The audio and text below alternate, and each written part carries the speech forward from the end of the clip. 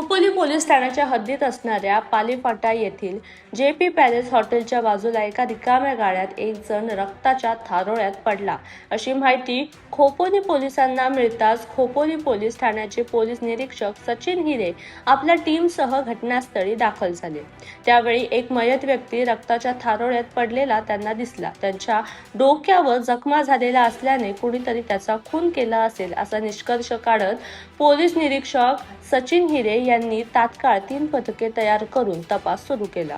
अगदी काही तासातच या खुनाचा उलगडा करण्यात खोपोली पोलीस ठाण्याला यश आले आणि त्यांनी खुन्याला बेड्या ठोकल्या। मिळालेल्या माहितीनुसार रात्री दिनेश कुशवा आणि राम सहाय कालीप्रसाद पाल या 2 कामगारांमध्ये दारू पिऊन किरकोळ कारणावरून भांडण झाले। या भांडणामध्ये राम सहाय कालीप्रसाद याने दिनेश कुशवा याच्या डोक्यात लाकडी दांडक्याने जोरदार वार केला। त्यामुळे दिनेश कुशवा हा रक्तबंबाळ होऊन JP पॅलेसच्या समोर असलेल्या खाली गाळ्यात पडून राहिला व भरपूर रक्तस्राव झाल्यामुळे त्याचा तिथे मृत्यू झाला। खोपोली पोलिसांच्या पथकाने घटनेची खात्री करत राम सहाय कालीप्रसाद कुशवा यास अटक केली असून रात्री घडलेला प्रकार त्याने मान्य केला। त्यानुसार त्यावर खोपोली पोलीस ठाण्यात गुन्हा दाखल करून त्याला अटक करण्यात आली असल्याची माहिती खालापूरचे DYSP डॉक्टर विशाल नेहरू यांनी दिली।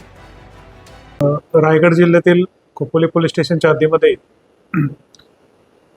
पालीफाटा म्हणून भाग आहे। त्या पालीफाट्याला असलेल्या JP पॅलेस लॉजिंगच्या समोर एक मोकळा गाळा आहे। त्या मोकळ्या गाळ्यामध्ये सकाळी एक 10 वाजेच्या सुमारास एक डेड बॉडी पडलेली आणि तिचं बरंचसं रक्त वाहून गेलेलं आहे आणि त्या डेड बॉडीच्या डोक्याला एक जखम झालेली अशी डेड बॉडी आम्हाला मिळून आली।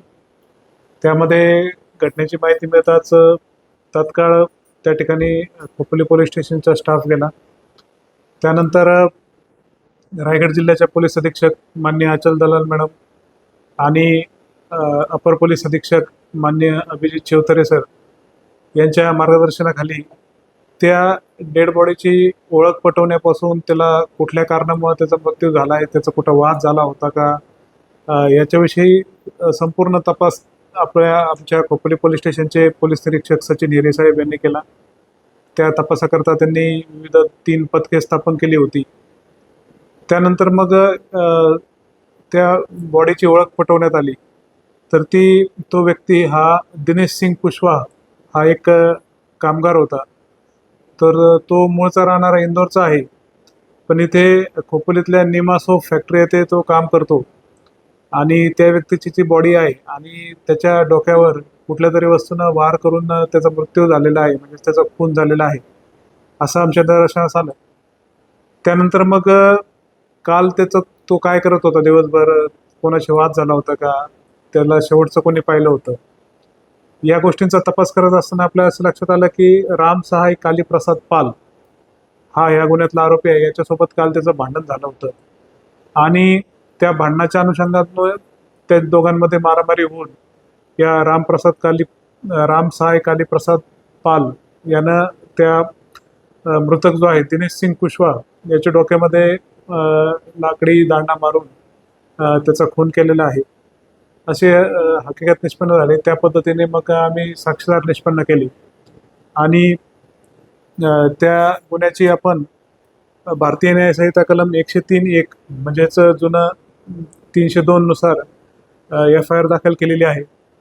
आमच्या तपास पथकानं तात्काळ आरोपी राम साहेब पाल याला ताब्यात घेतलं, त्यानंतर त्याला अटक केलेलं आहे आणि अशा प्रकारे दारूच्या नशेमध्ये काही क्षुल्लक कारणांवरून हा गुन्हा घडलेला आहे खुनाचा, तो आम्ही डिटेक्ट केलेला आहे आणि आरोपीला ताब्यात घेतलेला आहे। ही संपूर्ण कारवाई आमच्या रायगड जिल्ह्याच्या पोलीस अधीक्षक अचल दलाल मॅडम यांच्या नेतृत्वाखाली आणि मार्गदर्शनामध्ये पार पडलेली आहे।